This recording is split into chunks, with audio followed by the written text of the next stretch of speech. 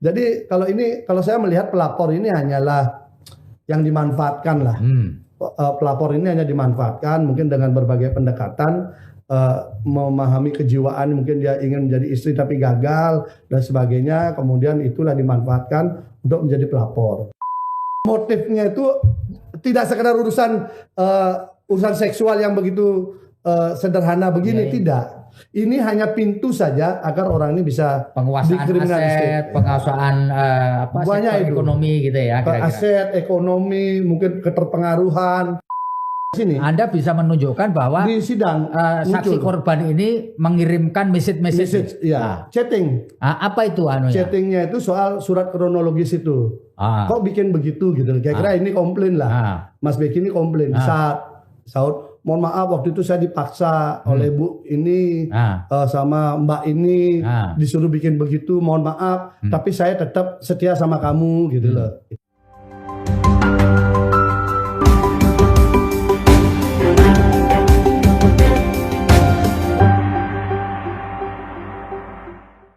Assalamualaikum warahmatullahi wabarakatuh. Salam damai sejahtera buat kita semua. Shalom, Om Swastiastu, Namo Buddhaya, dan salam kebajikan.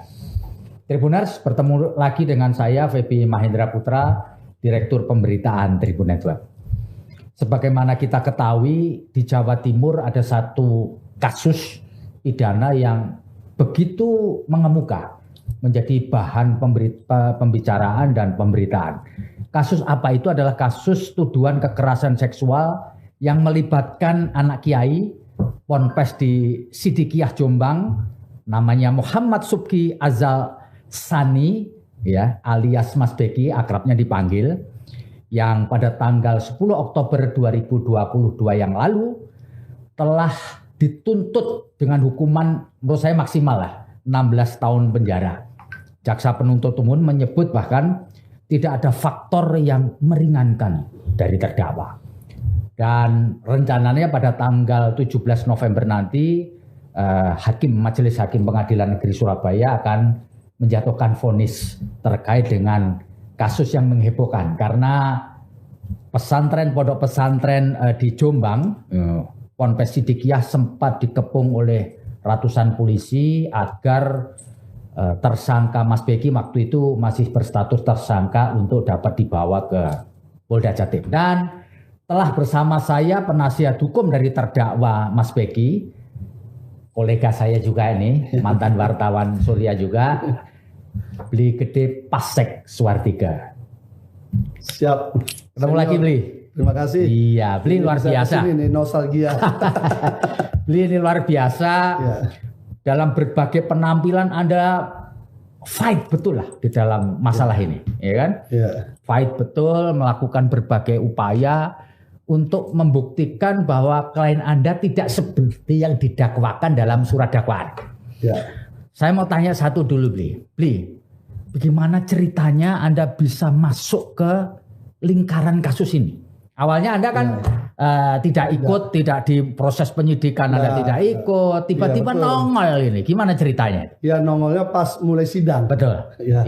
Ya, itu bermula dari teman yang memang sebelumnya menangani. Sudah jadi penasihat hukum. Diskusi dengan saya di Jakarta. Ya. Diskusi. Ya, kita ini kan pengalaman lapangan. Dari cerita itu saya merasakan secara feeling ada sesuatu yang tanda petik agak aneh. Kita kan kalau mencium sesuatu yang rekayasa itu kan kita bisa dengar, melihat. Oh, jadi itu Anda baru mengikuti dari pemberitaan aja ya, waktu kan, itu? Jadi gini, berita di medsos, berita di media online ataupun media mainstream itu kan serem, gitu ya.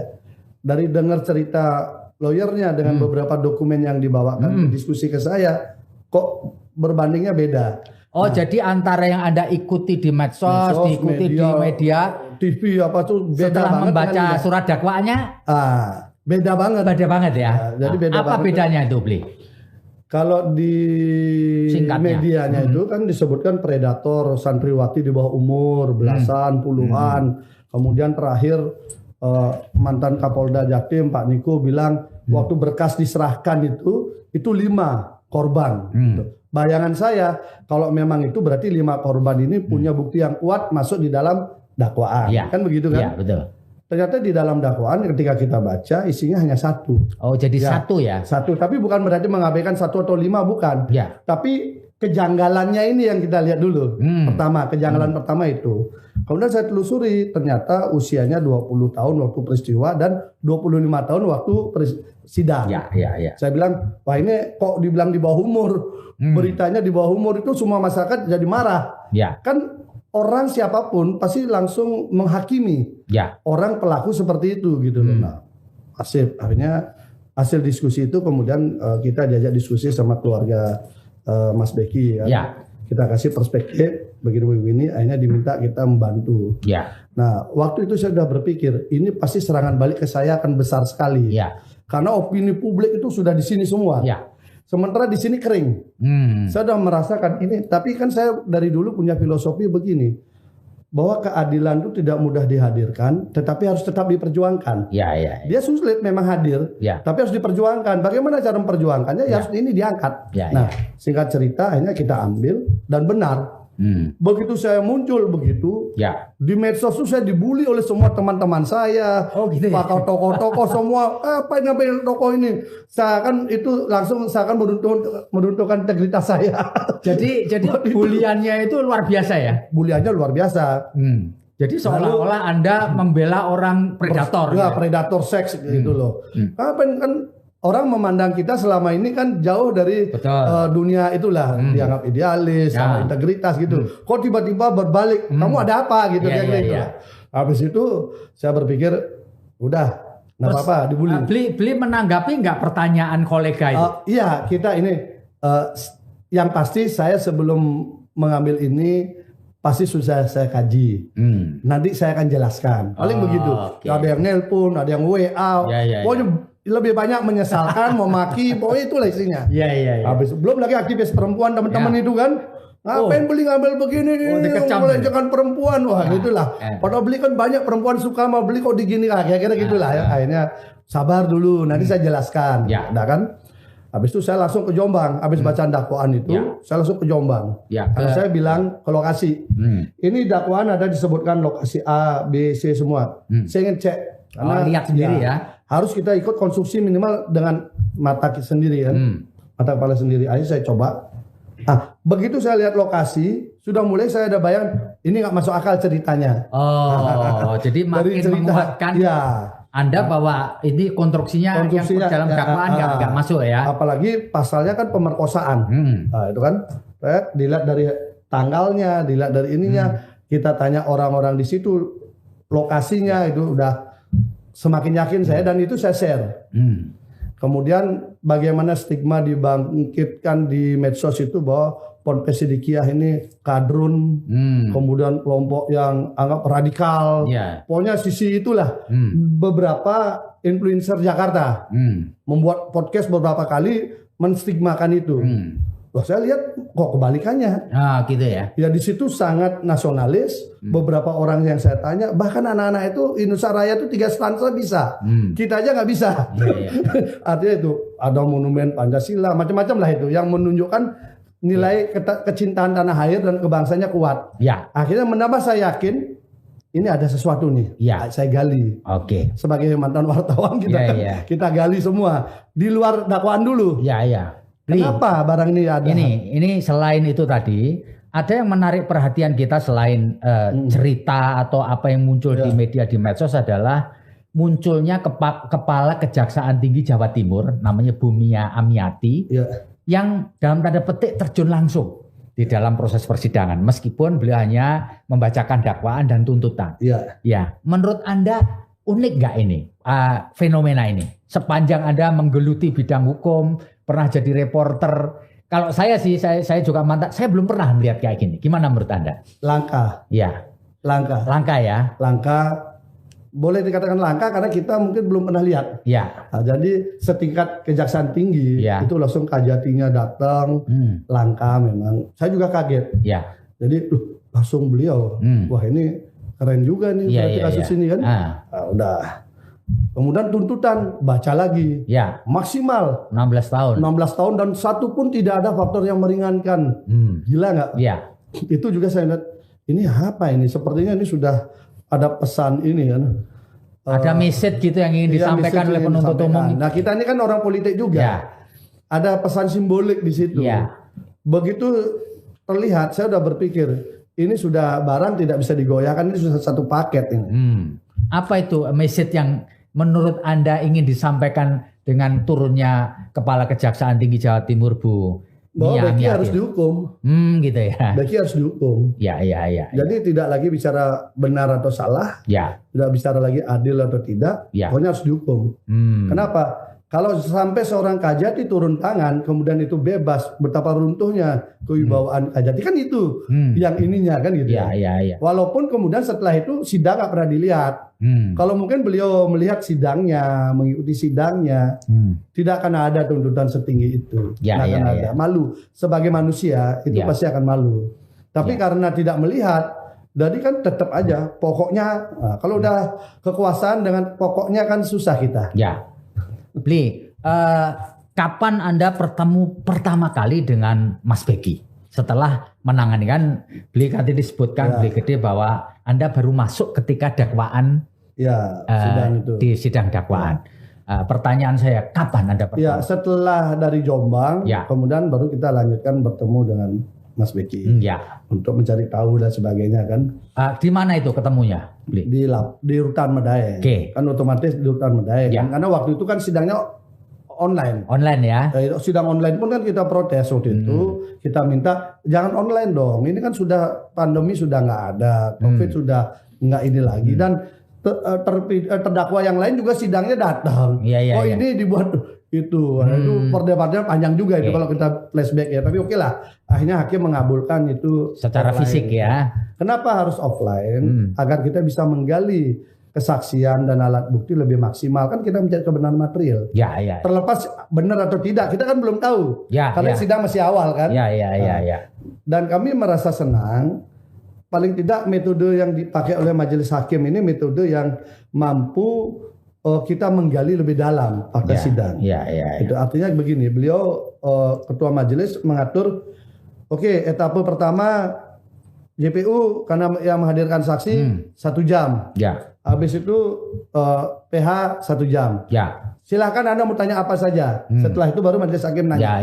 Itu. Jadi akhirnya cara masing-masing kita pakai memanfaatkan waktu yang ada.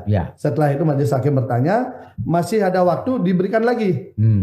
Berapa jam? 30 menit. Jadi sama semua. Dari situ kita kemudian bisa menggali lebih dalam.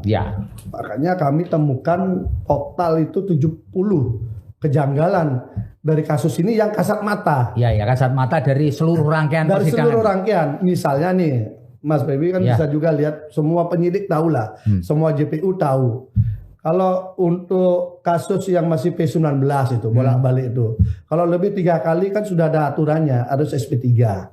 Ini 6 kali bolak-balik itu tidak SP3. Kemudian catatan JPU semua bagus-bagus. Misalnya nih, visum itu dipertanyakan. Karena visum di Jombang itu memang ada 3 dan bermasalah semua. Dari prosesnya, nomornya surat, rujukannya, administrasi. Nah, lalu dimintakanlah visum ulang di rumah sakit yang berbeda. Rumah sakit Bayangkara Surabaya. Tapi tidak mau divisum korban. Nah, itu satu. Dan tidak ada tindak lanjut lagi. Yang kedua, soal lie detector. Lie detector ini kan sebenarnya bagus. Dengan kasus-kasus yang sifatnya sulit alat bukti, maka lie detector ini bisa menjadi bukti petunjuk. Mas Beki siap dengan syarat sama-sama di lie detector, sehingga ketahuan siapa yang bohong, yang nggak mau yang melapor. Nah, dan ini tidak tidak dipenuhi oleh penyidik, tapi kasusnya dilanjutkan oleh JPU. Artinya petunjuk-petunjuk JPU itu sudah bagus, tetapi tidak mampu dilakukan penyidik. Dilakukan penyidik nggak mau. Perkara jalan. Itu. Ketika Anda bertemu pertama kali dengan Mas Beki sebagai terdakwa, apa kesan yang ditangkap sebagai penasihat hukum? Ya karena kita lama di wartawan, saya begitu lihat pertama dengan cara bicara beliau ini orang bebas, seniman yang istilahnya tidak bisa beraktivitas di satu tempat, ya kira gitulah. Orangnya modeling, itu caranya. Kemudian yang kedua, saya lihat profilingnya dengan anak tunggal dari Ibu Sowatullah Umah, kemudian dengan lembaga yang begitu besar, pasti memiliki daya magnet cukup tinggi lah ya di kalangan lawan jenis. Good looking juga. Ya, good looking juga orangnya, dan komunikasinya juga sebenarnya enak, diajak ngobrol dan wawasannya luas. Ada yang membuat saya wawasan luas gini, ternyata orang ini suka riset. Oh gitu. Kalau orang-orang riset itu pasti orang yang selalu berpikir apa ya, antitesa, dia mencoba dan sebagainya. Makanya ada karya dia kemudian kan sudah terdaftar di Kemenkumham. Ya. Li, sebagai penasihat hukum, tentu kita semua tahu bagian dari penegak hukum. Jadi tidak semata-mata membela. Betul. Iya kan? Tapi juga melihat backgroundnya. Kalau boleh saya tanya, Bli, apakah dengan orang-orang yang selama ini termasuk pelapor ya, sebut saja X, memang Mas Beki ini punya hubungan spesial? Kalau yang sama pelapornya dari konstruksi yang kita lihat justru enggak. Oh, dengan pelapor nggak ada? Nggak ada. Karena justru kenalnya itu kan ketika waktu interview. Waktu interview itu baru dia diketahui namanya siapa dan sebagainya. Karena santrinya kan ribuan. Nggak mungkin dihafal. Ya. Nah, akhirnya dia ingin tahu siapa yang mau ikut di RSTMC. Itu ditanya namanya apa. Nah, kenalnya di sana. Iya. Jadi karena satu korban di dalam dakwaan, kan ini harus kita buktikan. Ya. Dan sampai berakhir sidang, ya, justru yang ketemu itu kebalikannya. Kebalikannya itu artinya si korban kalau dari kasus pemerkosaan itu sangat jauh. Karena pemerkosaan itu kan harus ada kekerasan. Ya, ada. Ada unsur hubungan suami istri. Ya. Kemudian kekerasan dan ancaman kekerasan lah ya. Tidak ada hubungan suami istri tapi melakukan hubungan suami istri. Betul. Gitu kan. Nah, kalau kita lihat dari posisi itu dengan bukti kronologis misalnya kan, yang ada ya. Yang ada yang diakui dia tulis tangan. Tulis tangan diberikan kepada yang mastermind kasus ini sebenarnya. Jadi kalau saya melihat pelapor ini hanyalah yang dimanfaatkan lah. Pelapor ini hanya dimanfaatkan mungkin dengan berbagai pendekatan, memahami kejiwaan, mungkin dia ingin menjadi istri tapi gagal dan sebagainya, kemudian itulah dimanfaatkan untuk menjadi pelapor. Apalagi kemudian kasusnya sendiri, korbannya, peristiwanya, alat buktinya, kronologisnya sudah pernah ditangani Polres Jombang dan keluar SP3.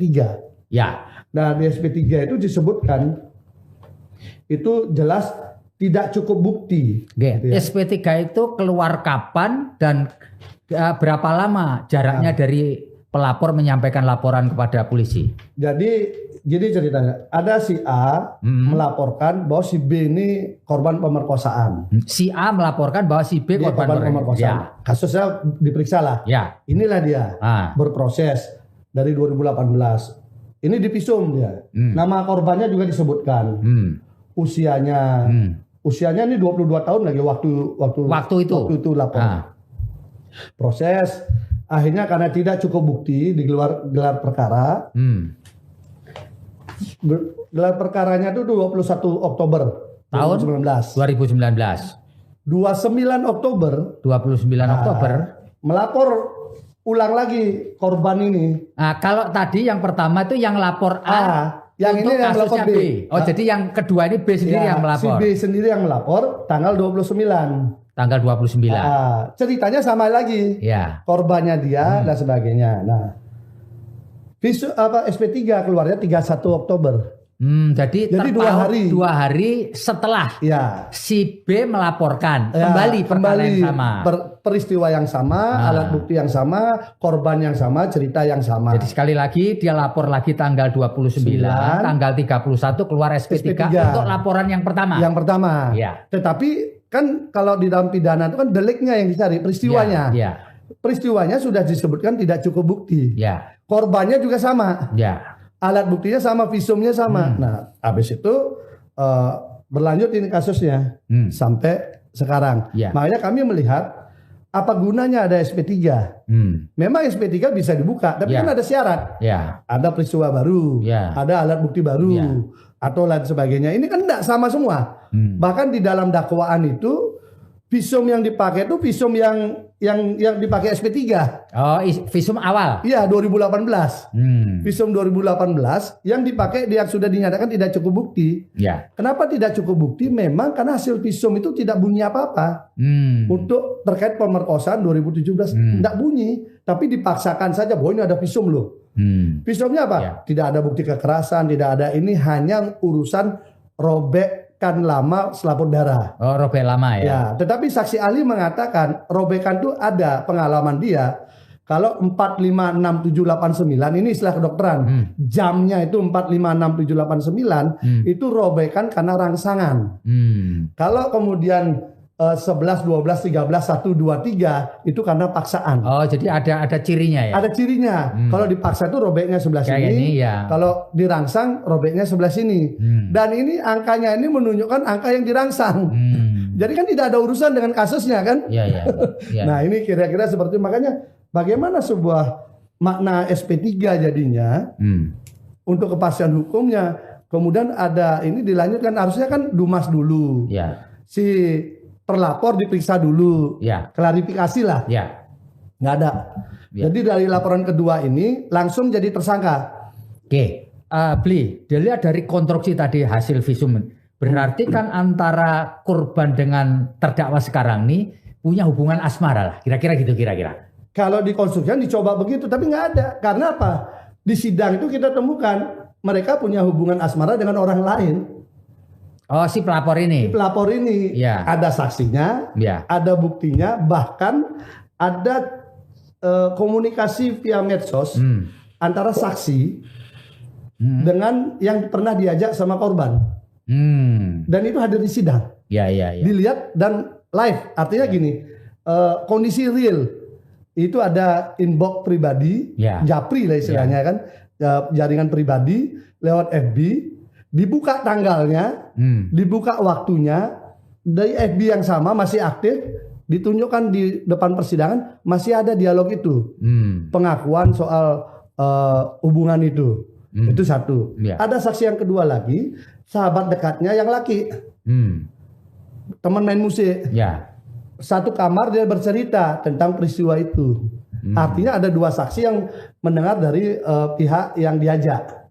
Ya. Kemudian di kronologis, Ya. nama ini disebutkan juga oleh si korban. Ya. Makanya kita berkesimpulan antara keterangan saksi ahli yang menyebutkan robekan angka 6 dan 9 itu adalah akibat rangsangan, dengan keterangan saksi bahwa ini sudah punya hubungan asmara dengan orang lain dengan tahun tanggal yang jelas. Ini berkorelasi. Tapi tidak berkorelasi dengan peristiwa pemerkosaan.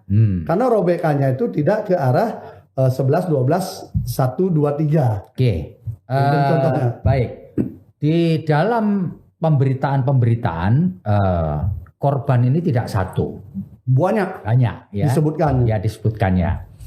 Nah, menurut Anda, apakah para korban lain itu juga disinggung dalam berita acara pemeriksaan maupun dakwaan maupun proses persidangan ini? Orang lain ini? Ada di BAP, Ya. ada di BAP dan ada dihadirkan di sidang. Tetapi ketika dihadirkan di sidang, tampaknya tidak memiliki kualifikasi alat bukti. Kenapa?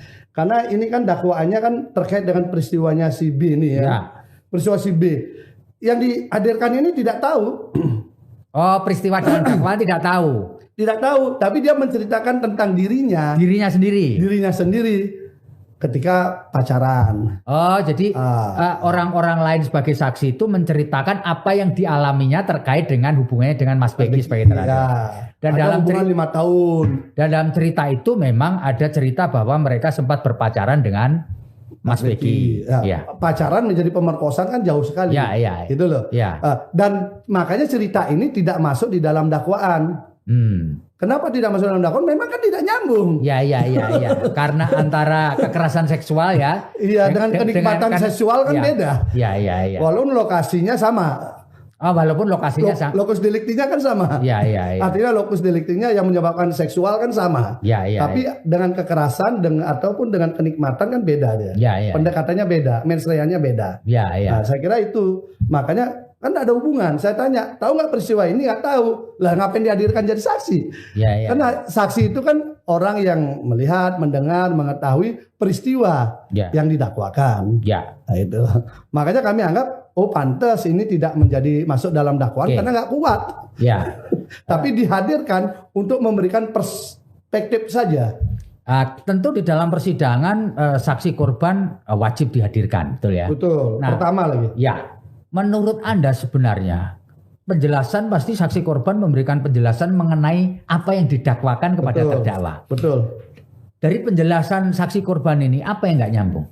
Patah semua. Patahnya gimana itu? Satu, adakah orang diperkosa lalu kemudian intensif komunikasi dengan pelakunya dengan memanggil chatting? Dalam konteks ini Anda bisa menunjukkan bahwa di sidang saksi korban ini mengirimkan message. Ya, chatting. Apa itu anunya? Chattingnya itu soal surat kronologis itu. Kok bikin begitu gitu? Kira-kira ini komplain lah. Mas Beki ini komplain.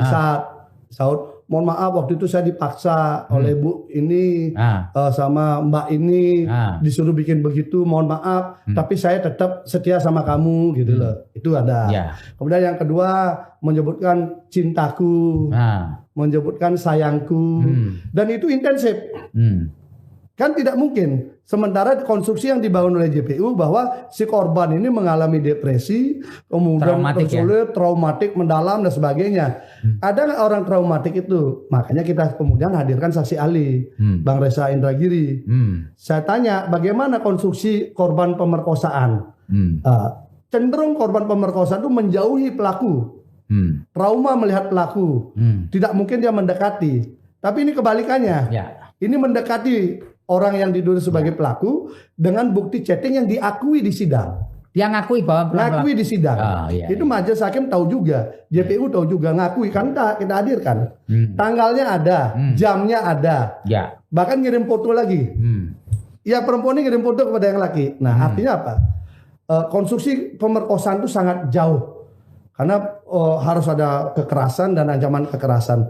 Bahkan bertemunya pun itu juga janggal. Kan ada dua peristiwa. Peristiwa pertama ketika wawancara. Nah, ini juga udah kita ungkap kejanggalan yang di 70 itu. 70 kejanggalan. Contohnya gini, dia diwawancari jam 7. Malam maksudnya? Pagi. Diperkosa jam 11. Siang, ya 11 menuju siang. Jam 7 ke jam 11, ini orang ini disuruh telanjang. Di dalam dakwaan. Suruh telanjang. Kemudian di komat kamit macam-macam katanya. Jam 11 baru kemudian disuruh masuk kamar. Pertanyaannya sekian jam orang telanjang tidak diapa-apain. Masuk nggak ranah pemerkosaan? Yang namanya perspektif pemerkosaan secepat mungkin seketika libido seks itu muncul dan dia tidak tahan. Sehingga kekerasan dipakai.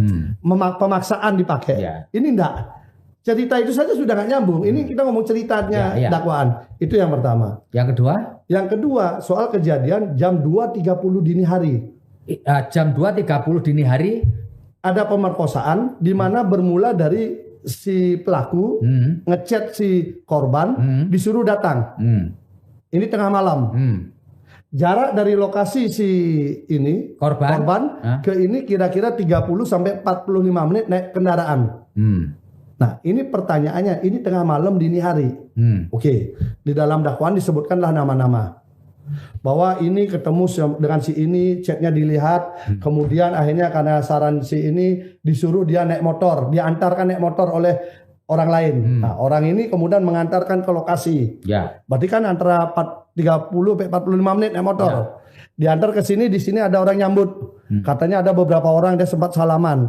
Saya tanya siapa orangnya, dia bilang lupa. Tapi ada satu nama yang dia sebut. Kemudian ini katanya suruh nyiapkan minum. Baru kemudian si korban ini datang ke kamar pelaku.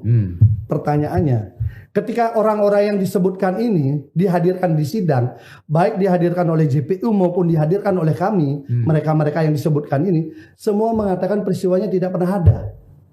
Pertanyaannya lalu bagaimana si korban datang ke TKP pada tengah malam dini hari itu, seorang perempuan, di mana itu di desa.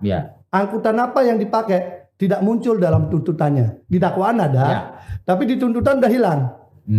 Nah ini yang kemudian kita kejar. Nah, tolong jelaskan. Nah, kan gitu ketika saksi korban ditanya soal hal itu, bagaimana dia menjelaskan?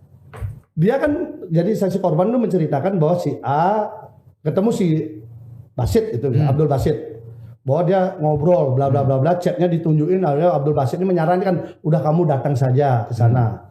Lalu dia teleponlah Edwin. Edwin anterin aku ke sana. Oke, datang Edwin naik motor. Lalu sampai itu ketemu dengan Aji. Kan ada nama disebut nih sama korban. Ya. Aji disuruh bawa minuman masuk ke kamarnya Mas Beki. Baru kemudian jam 2.30 itu terjadi pemerkosaan di dalam. Itu kan. 3 nama ini yang disebutkan di dalam dakwaan yang dihadirkan oleh JPU dan kami juga hadirkan sebagian karena JPU nggak mau menghadirkan, kami yang menghadirkan. Mengatakan tidak ada peristiwa itu dan tidak pernah. Yang membonceng mengatakan sampai sekarang pun saya nggak pernah bonceng dia, nggak pernah sama sekali. Yang satu saya nggak pernah lihat HP dia. Yang satu lagi jam segitu ngapain saya nungguin dia. Jadi tidak ada. Artinya keterangan berdiri sendiri. Ya. Pengakuan berdiri sendiri yang tidak nama yang dicatut itu semua membantah. Nah inilah kemudian kedua peristiwa ini dipakai faktor pemberat oleh JPU untuk menuntut maksimal karena ditambah sepertiga kan? Ya betul. Ancamannya kan 12 tahun. Betul. Ditambah 4 tahun dari cerita itu. Bayangkan. Ya. Peristiwanya saja tidak bisa dia buktikan. Nama yang disebutkan saja sudah membantah. Lalu hukumannya ditambah 4 tahun dari sebuah cerita itu. Adil nggak kita? Ya. Itu kalau misalnya terbukti maka mungkin cara kami membela beda. Ya. Cara kami membela mungkin kami minta maaf, kami suruh pelaku meminta maaf, melakukan apa tebusan atas kesalahannya dan sebagainya kan. Tapi karena cerita seperti itu harus diakui? Kan tidak mungkin. Ya. Satu lagi yang lebih parah lagi, di tanggal yang itu adalah tanggal di mana si pelaku sibuk mempersiapkan jelajah desa. Program utama pada tempus delicti itu. Tempus delicti itu tanggal 20 dan tanggal 18 itu sibuk menyiapkan jelajah desa. Karena besoknya mereka berangkat ke beberapa desa melakukan program dan itu puluhan orang ada di situ. Bukan di sini, tapi di kota Jombang. Makanya bagaimana peristiwa terjadi di sini, pelakunya ada di sini, ini ngaku diantar ke sini tapi yang disebut namanya ini nggak pernah nganter. Dan di tempat itu ada kegiatan? Ada kegiatan dan ada fotonya. Kebetulan waktu itu ada salah satu yang ikut rapat itu nge-share di FB peristiwa itu. Dia share lagi kegiatan dan ada foto pelaku. Yang dituduh pelaku ada di situ. Lah, bagaimana dia dituduh melakukan perbuatan di sana, sementara di FB saksi itu di tempat lain. Makanya saya bilang, waduh, kasihan juga. Kalau orang ya, Mas Beki ini kan dia seniman. Habis itu dia kegiatan sosialnya banyak. Lalu dia juga suka bangunan. Bangunan dan ngelola perusahaan. Dan kegiatan sosial dia juga dari saksi menceritakan dia menyangoni istilahnya ibu-ibu janda yang tua itu secara rutin diperhatikan. Punya beberapa komunitas itu secara rutin dia perhatikan. Karena ini kan keluarga ditinggalkan keluarga dan sebagainya itu khusus. Kemudian orang-orang sakit dia bikin klinik itu RST dan RSTMC gratis. Dia yang biayai semua. Artinya kalau orang seperti itu kemudian distigmakan begitu menjadi penjahat kaliber kelas berat, kan rasa keadilan kita kan jadi berontak. Itu yang kemudian menyebabkan saya greget lah istilahnya. Kok total sekali bilang bukan urusan total, ini urusan keadilan yang harus kita hadirkan gitu. Kalau nggak keras kita menghadirkan, maka rekayasa ini jalan semua. Dalam pledoi yang Anda susun disebutkan bahwa pelakor menjadi pelapor. Istilah pelakor ini menimbulkan kesan pelapor ini memang punya hubungan asmara dengan terdakwa. Ya kan, perebut laki orang. Kalau kenapa Anda menggunakan istilah pelakor? Apa memang Mas Beki dan Anda sendiri yakin bahwa sebenarnya antara saksi pelapor dengan terdakwa ini memang punya hubungan? Yang ada adalah pelapor ini mengejar Mas Beki. Tapi bahwa terjadi hubungan asmara kita nggak tahu. Kenapa? Dari chattingnya kan bisa kelihatan. Dari chatting itu yang perempuan ini selalu menchatting dengan ngerajuk dengan bahasa sayang. Jadi merajuk dengan bahasa cintaku. Mas Beki jawabannya sebaliknya. Ya. Gitu. Artinya boleh saya katakan bahwa antara terdakwa dengan pelapor itu tidak dalam berstatus pacaran ya? Tidak. Bertepuk sebelah tangan. Tetapi dengan orang lain yang pernah dihadirkan saksi, betul. Ada di antara pacaran. Tapi tidak ada kaitan dengan peristiwa. Betul. Jadi memang di antara saksi yang lain itu pernah memang ada hubungan pacaran dengan Mas Beki. Baik ketika dia masih bujang maupun sudah beristri. Ya. Itu ada dihadirkan. Iya. Pacarannya diakui. Ya. Tapi kan tidak ada kaitan dengan dakwaan. Ya. Itu satu. Yang kedua, apa hubungannya orang pacaran dengan kasus pemerkosaan ini? Ya. Nah, artinya apa? Ada upaya pemaksaan, yang penting saksinya banyak. Karena sisanya itu saksi sampah. Saksi yang bersaksi karena mendengar dari cerita orang. Ya. Bisa dijelaskan. Itu. Saksi ini mendengar dari siapa? Dari pengakuan si korban, pelapor. Pelapor dan juga dari orang lain. Oke. Ada orang lain yang khusus dia bergerak untuk menceritakan ini, kemudian orang-orang ini jadikan saksi. Iya. Kenapa itu terjadi? Karena sebenarnya bukan ini kasus utamanya, bukan pemerkosaan ini kasus utamanya, tapi ada kasus lain. Ini hanya sebagai alat agar Mas Beki ini tidak bisa lagi ada di Sidikiah. Ini ada urusan lain dan warga Sidikiah sudah paham semua itu. Ya, makanya kami ketika sidang berusaha menghadirkan orang yang menurut kita mastermind yang bisa membuka motif di balik kasus ini. Artinya Anda ingin mengatakan sebenarnya mastermind dari kasus ini adalah orang dalam sendiri? Salah satunya orang dalam sendiri. Artinya keluarganya sendiri masih dekat itu dan kemudian Pak Kiai akhirnya sudah tahu itu udah dibersihkan. Oh gitu. Karena kan tidak menyadari bahwa sampai sejahat itu. Makanya Pak Kiai ini selalu menyebutkan bahwa ini adalah masalah keluarga itu ya. Itu yang dimaksud ya. Dan makanya kita berusaha untuk menghadirkan. Karena dia di BAP juga. Siapa? Orang ini. Berusaha kita hadirkan berdebat. JPU nggak mau menghadirkan, hakim pun juga akhirnya setuju untuk tidak usah hadir. Jadi walaupun dengan berbagai cara kita berdebat. Jadi orang ini sampai sidang berakhir tidak pernah hadir ya? Nah itulah, kalau kita mau mencari kebenaran material kan hadirkan. Kalau dia hadir, saya hakul yakin motifnya akan kebongkar. Karena kita pegang alat bukti kan. Dan orang ini sempat diperiksa di berita acara pemeriksaan. Ada di BAP, tapi tidak dihadirkan di sidang. Alasannya apa alasannya? Banyak alasan, tapi akhirnya ketika kita berhasil memaksa, diperintahkan oleh hakim untuk dihadirkan oleh JPU, lalu dia membuat surat mengundurkan diri sebagai saksi karena hubungan keluarga ya. Padahal motifnya ada di situ. Kenapa motif ada di situ? Karena beberapa saksi semua ketika kita kejar lari ke situ. Oke. Sepanjang yang Anda tahu, apakah ada upaya semacam perdamaian dalam konteks ini? Pernah nggak ada upaya itu? Kalau di saya enggak ya, karena saya kan sudah di ujung. Nggak tahu ya, jadi nggak tahu ya. Jadi sebelumnya bagaimana Anda nggak pernah mendalami apakah pernah ada? Karena ini Mas Beki kan anak tunggal. Nego-nego gitu ya terkait dengan ini. Saya sih enggak, karena saya murni ke konteks hukumnya ya. Ya karena Anda masuk ketika perkara ini sudah masuk di persidangan. Jadi proses Anda nggak ikut ya proses.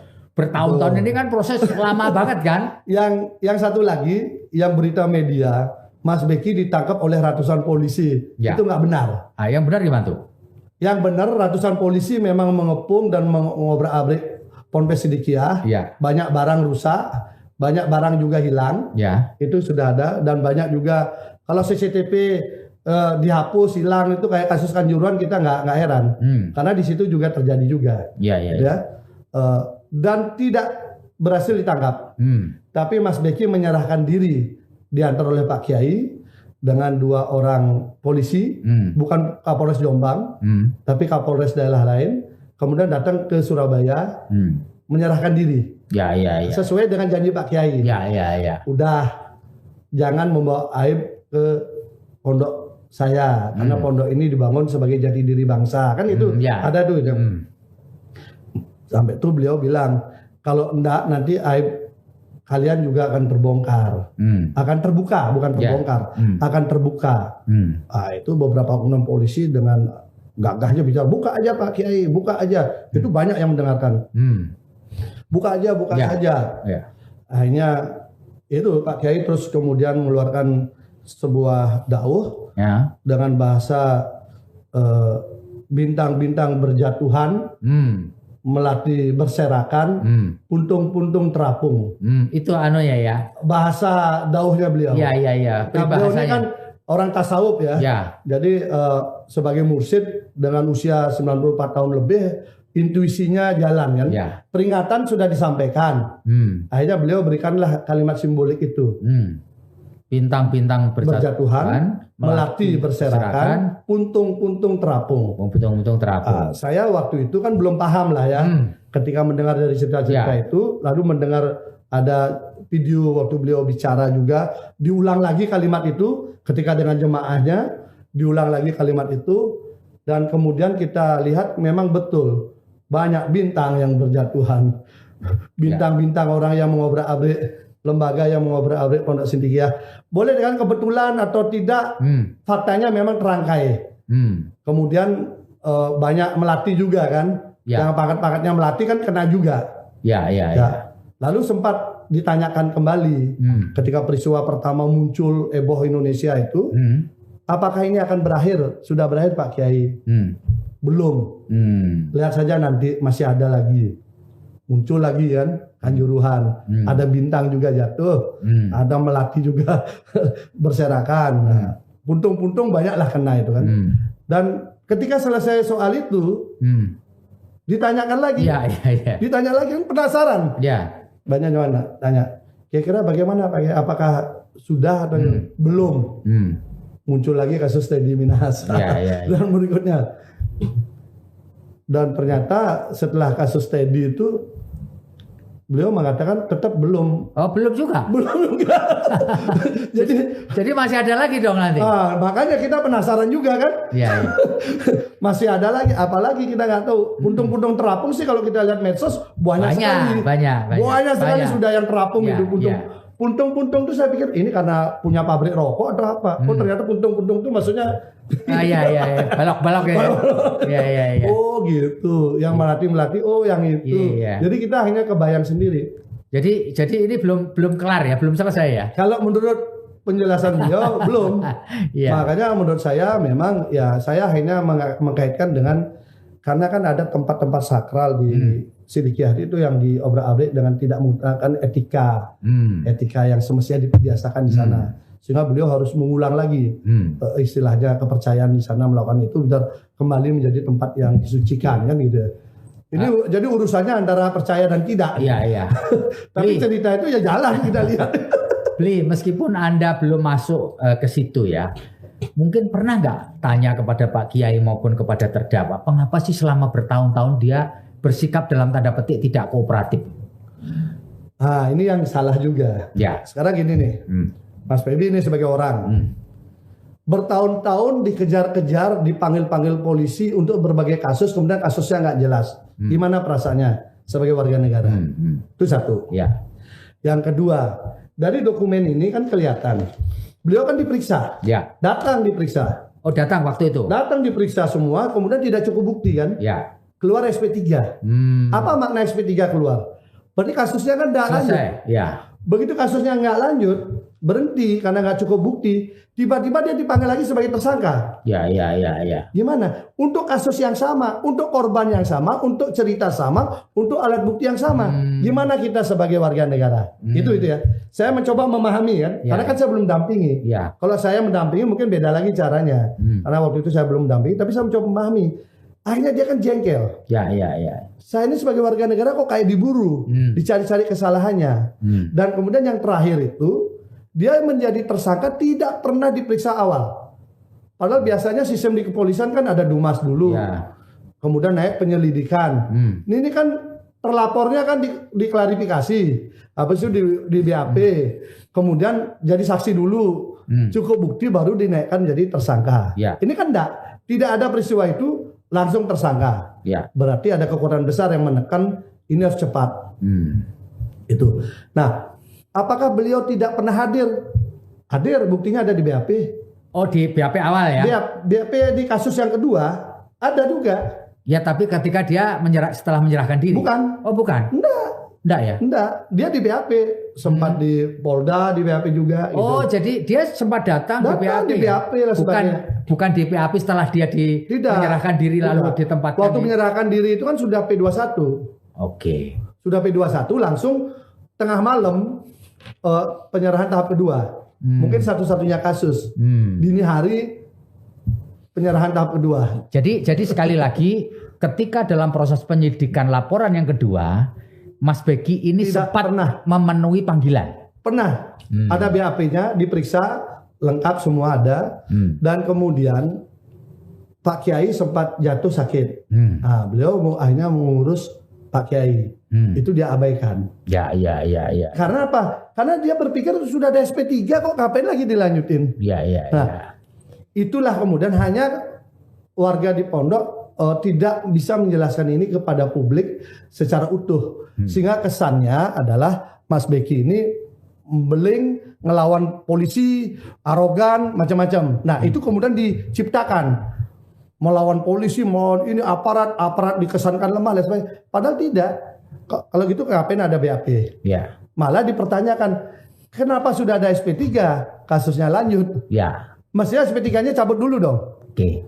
SP3-nya mungkin dianggap bagaimana kan itu. Ya. Atau yang pelapornya menggugat SP3 ini dulu. Dianggap tidak sah kan begitu. Ya. Polisi kan tidak boleh melanjutkan dong. Orang ini dia yang mengeluarkan, polisi mengeluarkan SP3, polisi juga melanjutkan kasusnya dan SP3 ini sampai sekarang nggak pernah dicabut.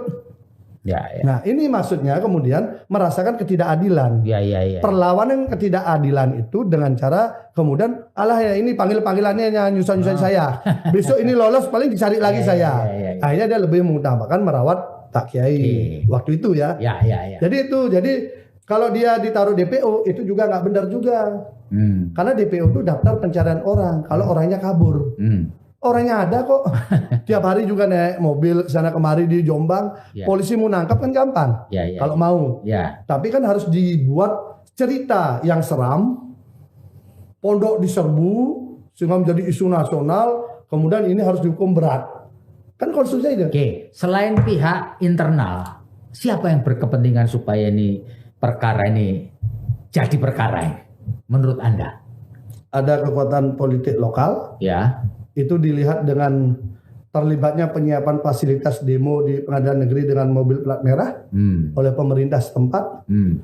Yang saya lihat ya. Jadi itu bukti-bukti nyata aja. Fasilitasi kalau tidak ada kaitan ngapain memfasilitasi kan sederhana kan.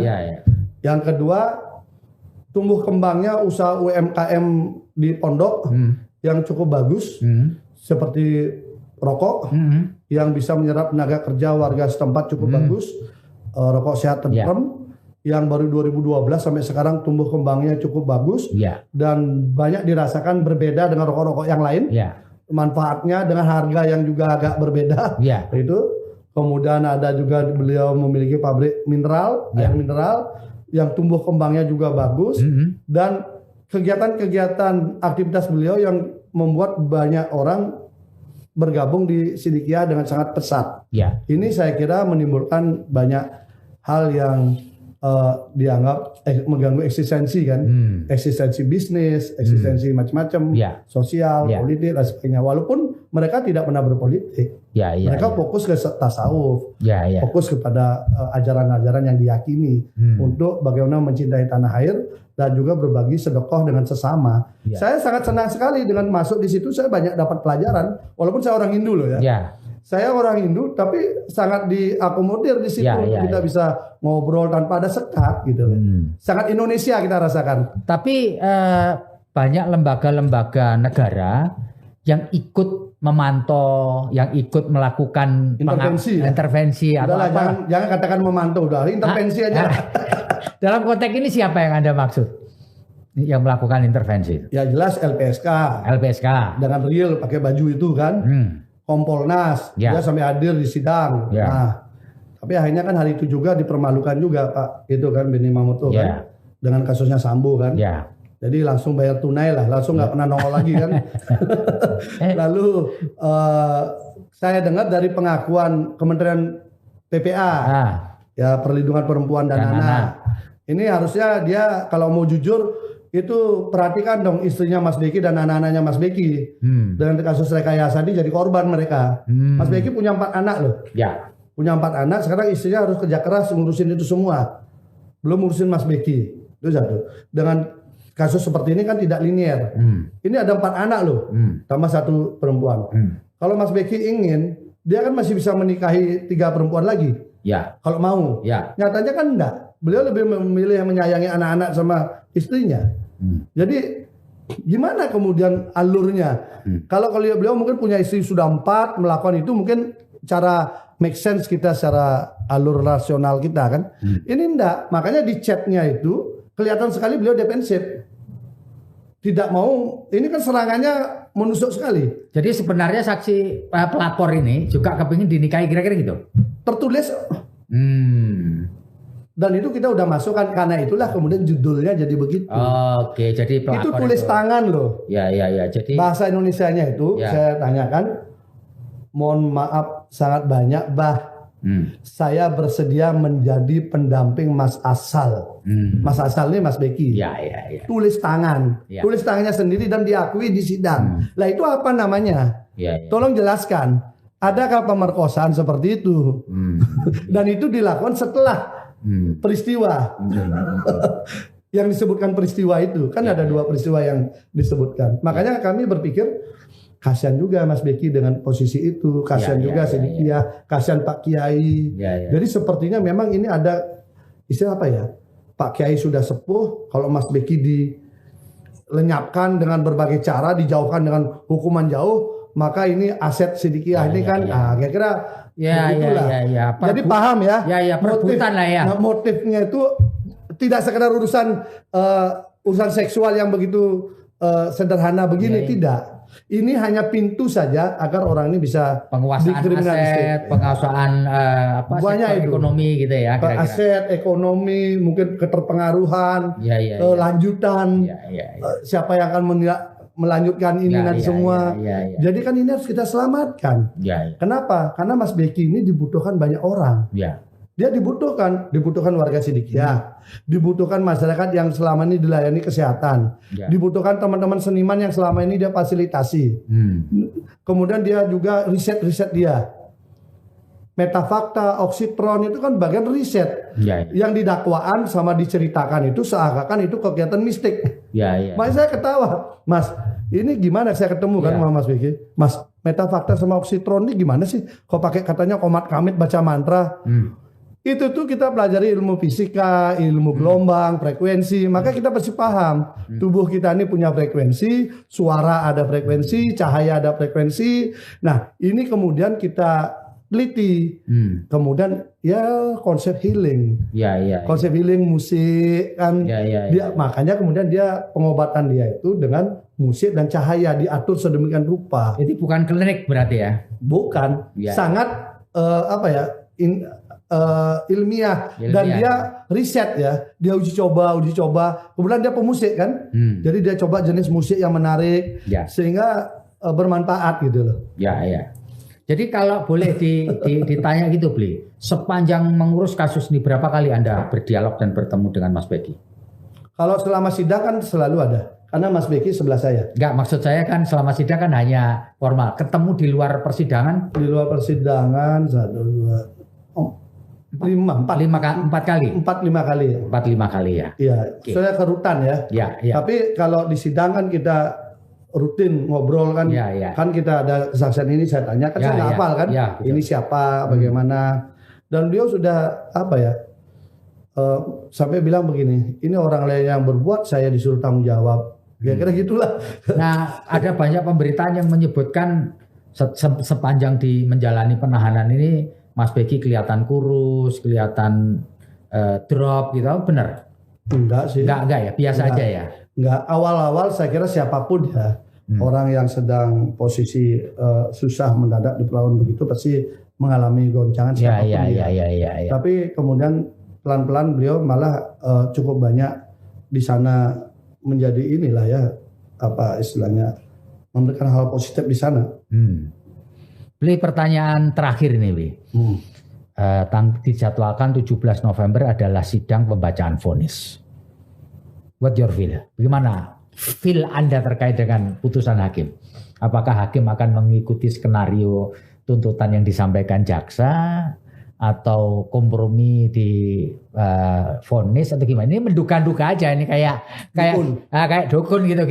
Kita memprediksi kayak BMKG memprediksi cuaca lah kira-kira gitu. Tinggal jalannya dari mana. Ya. Kalau dari fakta sidang, maka ujungnya bebas. Kalau fakta sidang. Ya.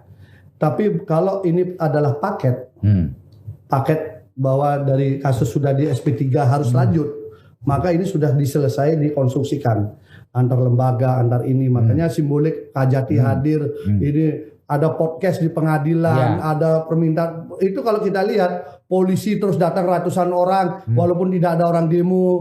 Kalau pas demo ratusan boleh lah ya.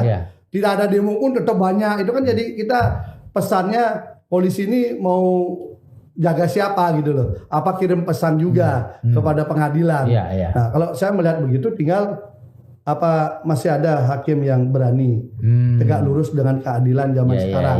Kalau menurut cerita Reza Indragiri, dia mengatakan bahwa keberanian hakim untuk mencari keadilan itu semakin sulit belakangan ini karena beberapa faktor.